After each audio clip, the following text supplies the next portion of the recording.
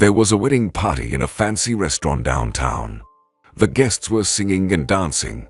The orchestra was playing cheerful music, and the tables were full of delicacies. But the bride was sad and tired as if it were not her party. The groom, sitting at another table, was getting more and more drunk. The girl's mother-in-law was entertaining the ladies from the high society, and poor Martha was sitting alone feeling lonely and sad. She had a lot of pain in her legs and back. Her stomach caused discomfort because of her pregnancy, and the corset of her wedding dress pressed against her stomach, causing even more pain. The woman thought, "I asked my husband's relatives to organize the wedding early before the belly was so big. But my mother-in-law made 1,000 excuses to delay the wedding as long as possible. I feel so bad. I'm pregnant with triplets, and now I'm supposed to dance and have fun and pretend I feel fine." Martha felt very sick and went to the bathroom. Now she had to go to the bathroom very often because of her complicated pregnancy.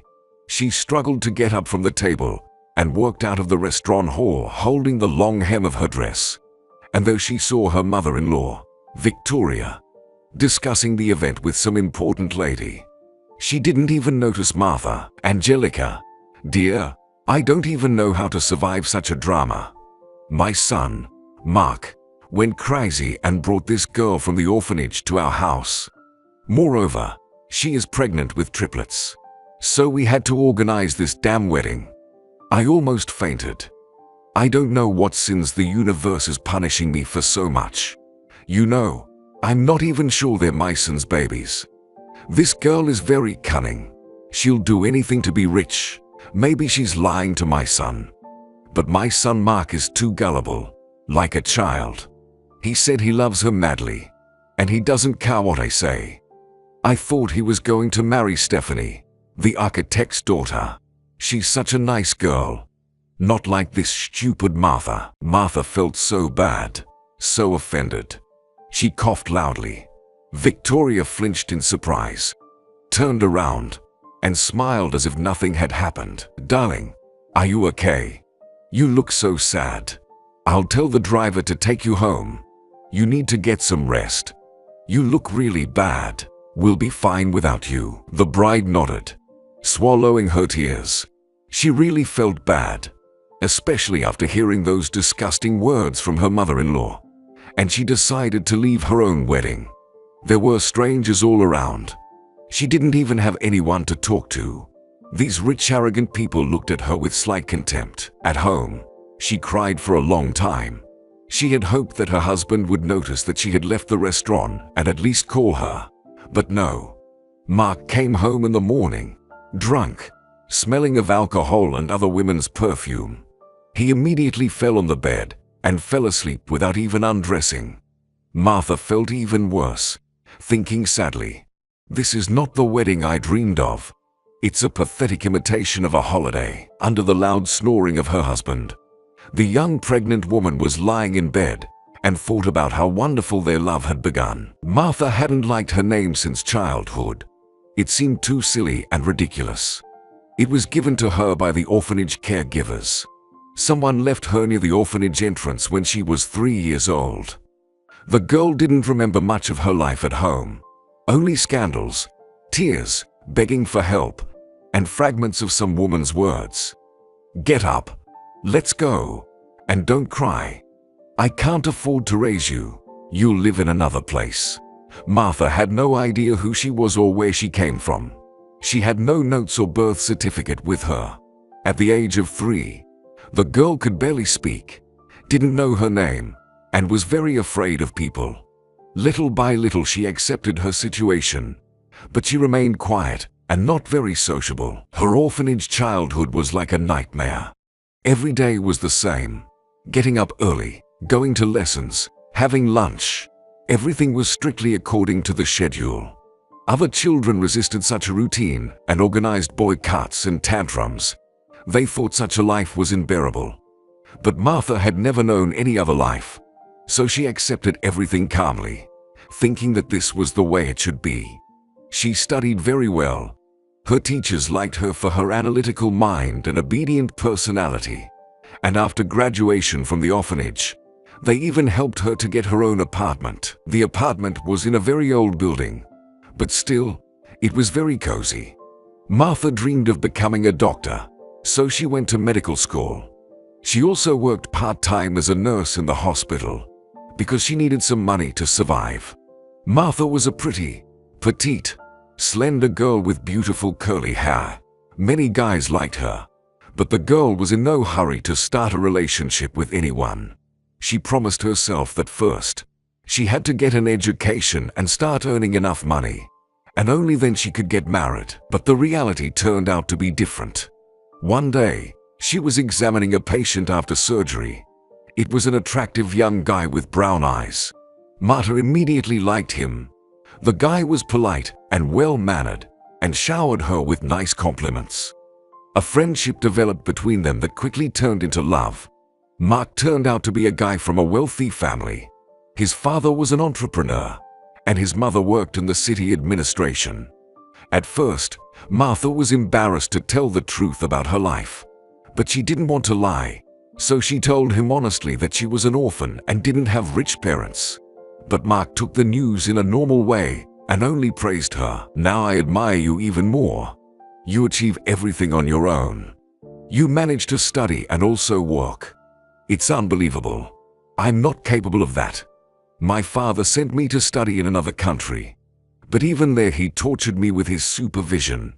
And my mother constantly gave me advice, teaching me about life, as if I were a little child and didn't understand anything. I'm sick of it." Martha objected. "You don't realize how happy you are. If I had someone taking care of me like that, I would be the happiest person in the world. If you think that total independence is cool, you are wrong. I have no one who can support me, and it's very hard." The young people began a relationship. Martha was madly in love with Mark and, of course, could not resist, and all her promises to herself were soon broken. It seemed to the girl that she was now the happiest person in the world. Mark was so tender and caring, and he promised that they would be together forever and that nothing could separate them. Her college friends were so envious when her fiancé picked her up after classes, and the proud and happy Martha worked with him hand in hand to the car. She thought she was incredibly lucky because many girls liked Mark, but he fell in love with Martha. But after a few months, everything changed. The girl began to feel nauseous. She wanted to sleep all the time and cried for no reason. Martha decided to take a pregnancy test. It was positive, so she was in shock. What should she do? They had only been dating for a short time. Mark hadn't even introduced her to his parents, and she was already pregnant. It was not part of their plans. They dreamed of going on vacation to the sea together, but they hadn't thought about something serious yet. Moreover, Martha had not finished her studies yet. She's still like a child herself. It's too early for her to think about children. She didn't know how to tell her fiancé that she was pregnant, so she hesitated for a couple of weeks and then finally decided to talk to him. "Darling, I have to go to the doctor tomorrow. Will you come with me? I really need your support. Please." The worried fiancé agreed. "Sure, what's wrong? Are you sick?" Martha replied evasively. "Well, in a certain sense. We'll find out tomorrow." Mark accompanied Martha to the ultrasound examination, and the result shocked them both. She would have 3 babies. Even the doctor was shocked. He looked at the screen and repeated, 1, 2, 3. "No way. You are having triplets. Congratulations. This is very rare. I don't remember anything like this in my medical practice." Mark was indignant on the way from the hospital. "Martha, how could this happen? You're a future doctor. You should have thought about birth control. It's a disaster. How am I supposed to tell my parents about it? They'll kill me. Where are we going to live? In your small apartment? No way. I don't have my own place yet. My father promised to give me an apartment for my wedding. But now I don't even know how he will react to all this shit." The girl cried. "I don't know what to do either. I'm not ready for pregnancy either. I need to finish my studies. And don't yell at me. I'm not the only one to blame. Are you going to leave me now?" "Ha. Of course, "You leave me. You don't need an orphan." Pregnant with triplets, Mark put his arms around her, pressed her against him, and said, "Don't cry. Stress is not good for you. I am not going to leave you. They are my babies too. We have to tell my parents the truth and get married. That's okay. We'll cope with it together. Though I don't know how." Marta calmed down and cheered up, and soon Mark invited her home for dinner. But Mark's parents didn't like her right away and were acting arrogantly. "Mom, Dad, I need to tell you something. Martha and I love each other, and we're about to have triplets, so we need to get married. Please don't look at me like that." "We're shocked either." His mother, Victoria, cried out and clutched her heart, and his father silently frowned.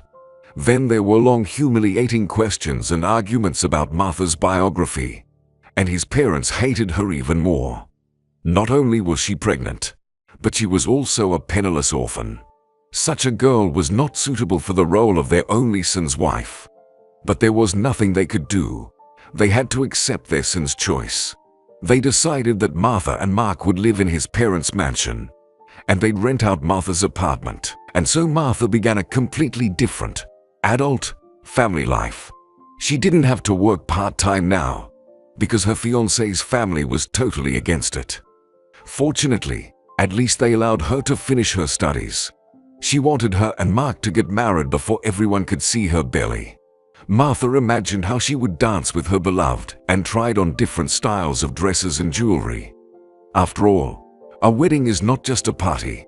It's a symbol of love, a lifelong memory. But Victoria deliberately postponed the wedding day 3 times, coming up with new excuses. First, she got sick. Then there were urgent matters at work. And then she didn't like the restaurant. In general, Victoria was a quarrelsome, arrogant person. It seemed that this woman was incapable of compassion, respect, or doing anything good. Her family and co-workers were under her control and obeyed her unconditionally. She smiled kindly at Martha, but as soon as Mark came home from work, she immediately invited him into her office and started arguments. "Mark, do you know what your orphan did today? She's ruined your silk shirt. Stupid. She's lying in bed all the time, flipping from one side to the other, and doesn't want to do anything. Mark, honey, you met her not long ago. Are you even sure these are your babies? Why would you want that kind of responsibility? What's so extraordinary about this girl? No intelligence, no university degree, no family. Do you have any idea what it's like to raise 3 kids? You'll go crazy. You're so young.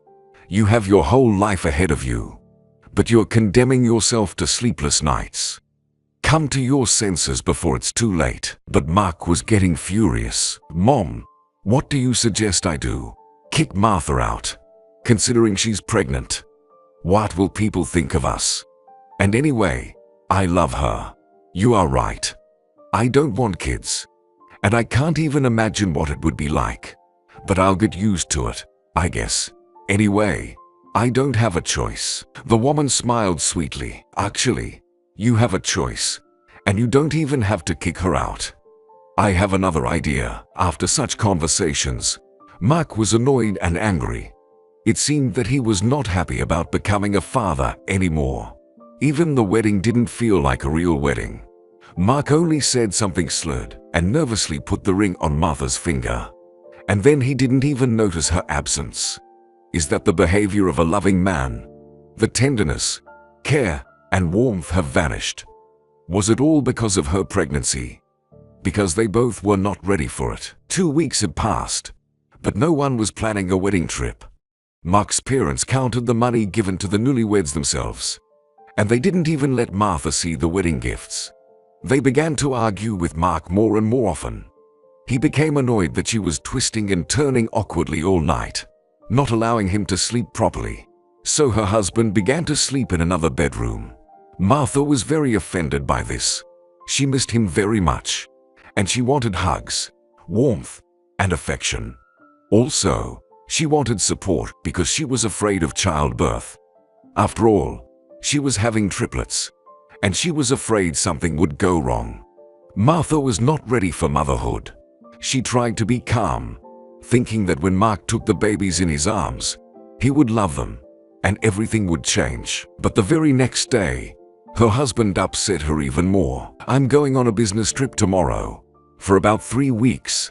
I need to settle important business matters." Tears came to the woman's eyes. "Mark, is it really that urgent?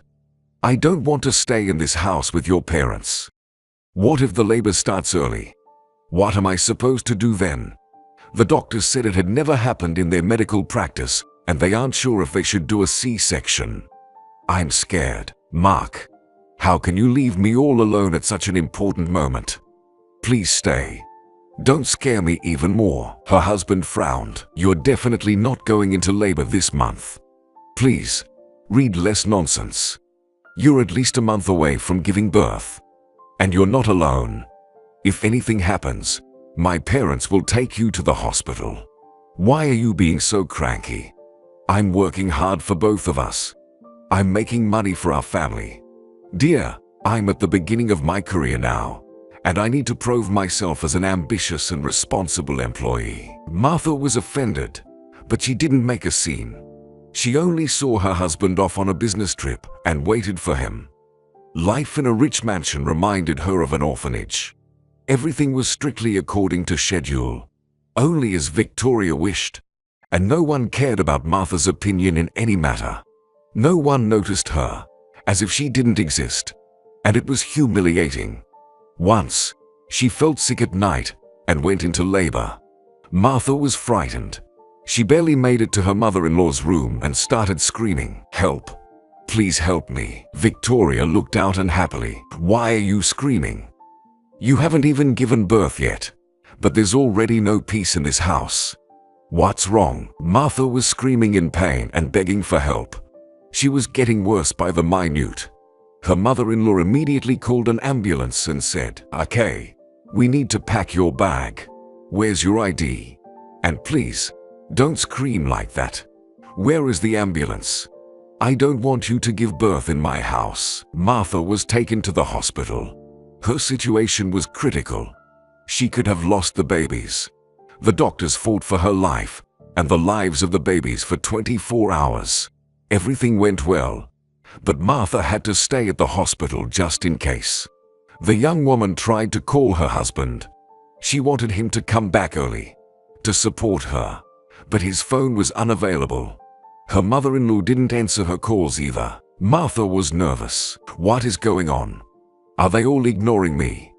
I don't understand. Luckily, Martha had some money in her pocket, but it was enough for a week at the most. More than a week had passed, and still no one had come to see her. Mark's phone had been unavailable for over a week.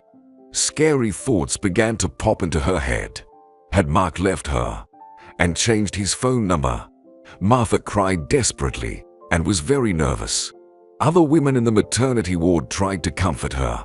Also, Martha made friends with a nurse, Michelle. She felt sorry for Martha and tried to distract her with conversations, but Martha didn't feel any better. Suddenly, Martha asked Michelle, "Could you please go to this address, find my husband, and give him my note? Or at least ask if he's back from his business trip. What if something terrible happened to Mark? Please help me." The nurse agreed to help, and on her next shift, she came to Martha and told her something that shocked the poor orphan. "Your husband is perfectly healthy. I saw that idiot getting into a car with some rich woman. I ran to him, tried to give him your note, to explain everything. But he only said calmly, 'You're mistaken. I don't know any Martha. I'm sorry.' He didn't even read the note. He just tore it up and threw it away. So, honey, get ready for hard times. He abandoned you and decided to forget about everything. It's a nightmare." Martha cried, and water poured under her feet. The nurse realized, "You're in labor. I'll bring the doctor." Surprisingly, the labor went well. She didn't even need a C-section. 2 boys and a girl were born. Martha looked at her babies and cried, both with joy and pain. She was completely lost and didn't know what to do. How was she going to survive? She hoped for a miracle. Hoped that this was some mistake, some bad dream. Hoped that Mark would come to his senses and pick her up from the maternity ward. But the miracle never happened. The day after tomorrow, Martha would be discharged from the hospital. But she had nothing at all for that. Martha was very nervous and asked Michelle for help again. "Michelle, I have no one else to ask. Please help me. I have an apartment, but there are tenants living there now. Can you go there and tell them to move out? I need somewhere to live." The nurse consoled her. "Don't worry, honey, I'll help you. You know what? I'll ask my brother to bring flowers and balloons. After all,